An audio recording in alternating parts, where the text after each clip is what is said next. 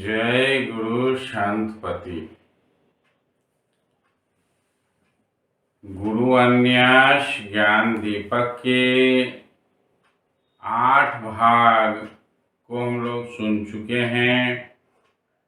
कामिनी खंड कुछ बड़ा खंड है, इसलिए इसमें थोड़ा समय लगेगा। मैं 9वां भाग के रूप में आगे बढ़ रहा हूँ। कहते हैं, बहुत गुरु समझायउ ऐसे, कामिनी होय जाने पियत ऐसे। बहुत गुरु समझायउ मोए,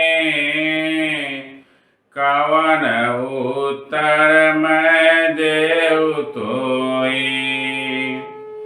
बहुत प्रीति लगी यही वाणी, वचन तुम्हारे पढ़े कछु जानी।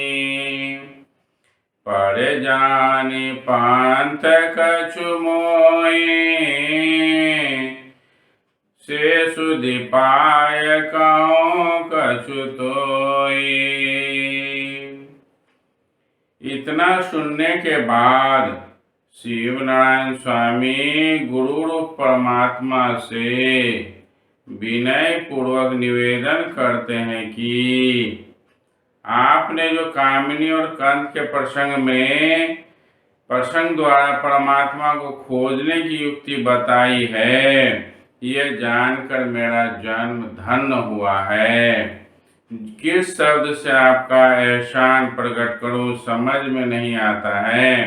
आपकी कृपा से ही पंथ का रहस्य अब कुछ समझ में आया है। आगे आपसे कुछ और पूछना है, कृपा कर बताने की कृपा करें।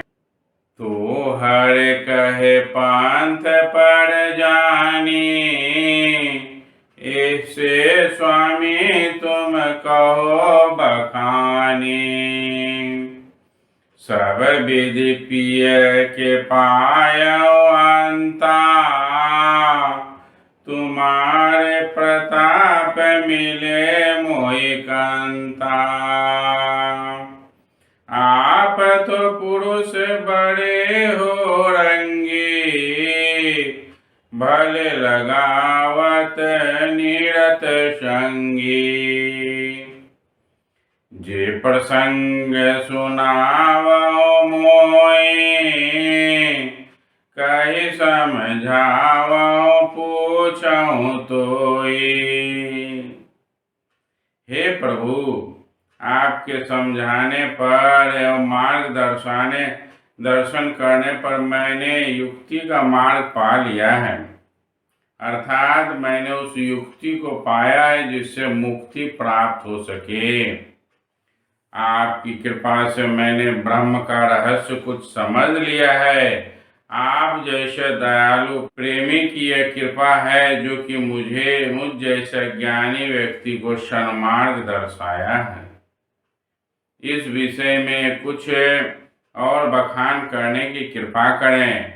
वह पुरुष तो बहुरंगी है, उसके मार्ग पर चलने पर अनेक कुसंगी के साथ पकड़ लेते हैं। वे सत्य पथ से विचलित कर देते हैं। उनसे कैसे बचा जाए?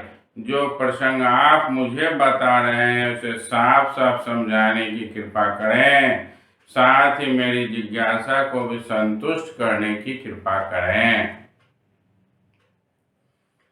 फिर 103वें चौपाई में कहते हैं, 103 से 108 चौपाई में, अवरि संग ग्राम के वासी, रहत संग बहुत प्रीति निवासी। आशा तृष्ण लागे बढ़ावे, 5-25 संग ते आवे। सुख और दुख प्रवीण हुए आए, पाप पुण्य लगते जाए। नाम अनंत आने विचारा, को कही सके करे निवाड़ा। तेहि मां जाय लगत सब चिंता, कैसे मिले तब पुरुष पुनीता। से प्रसंग सुनावहु मोहि, बहुत त्रास जीव पूछहु तोई। आदरणीय संत समाज कहते हैं, हे स्वामी, इस शरीर रूपी ग्राम में निवासी काम, क्रोध, लोभ, मोह, ईर्ष्या आदि भी बहुत प्रेम से शरीर में निवास करते हैं। ये सब मिलकर अवसर पाते ही आशा तृष्णा को बढ़ा देते हैं। जब ये आते हैं तो 5 विषय हो गया, 5 इंद्रियों का 5 विषय। आंख का विषय है रूप, कान का विषय शब्द, चर्म अर्थात त्वचा का विषय स्पर्श, जीभ का विषय स्वाद और नाक का विषय गंध। ये 5 विषय शरीर की और 25 प्रकृति के प्रभाव को भी साथ लेकर आते हैं। इन सबों के कारण मन सदा और स्थिर रहता है। जीवन में सुख दुख आते जाते रहते हैं और जीवन निर्वाह हेतु किए गए कर्मों द्वारा पाप पुण्य होते रहते हैं। इस कठिन परिस्थिति में आत्म कल्याण हेतु भजन करना बड़ा कठिन हो जाता है। कैसे भजन किया जाए? फिर परमात्मा के अनंत नाम हैं। किस नाम से जीव का कल्याण होगा, इससे प्राणी भ्रमित हो जाते हैं। इस बात का सही निराकरण और उचित मार्गदर्शन आपसे अच्छा कौन करेगा? इन सब बातों की अनेक चिंता सदैव मन में लगी रहती है। इस परिस्थिति में पुरुष अर्थात परमात्मा के दर्शन किस प्रकार से होंगे, मुझे तो बहुत त्रास लगा रहता है। कृपा कर इस विषय को समझाकर कहें। फिर 15वें दोहा में कहा गया, इतना कहे गुरु प्रीति वशी, आया जल के किनार। गुरु समझावो सर्व विधि, जेहि गति लगाओ पार। हे स्वामी, आपने अब तक जो समझाने की कृपा की उस पर मैंने यह जाना कि कामने रूपी सूरत भवसागर के किनारे पहुंच जाती है। वह भवसागर पार जाना चाहती है, किंतु पार जाने की विधि नहीं जानती है। इस कृपा कर भवसागर पार जाने की विधि को बतावें, जिससे कि मैं इस विधि को जान सकूं।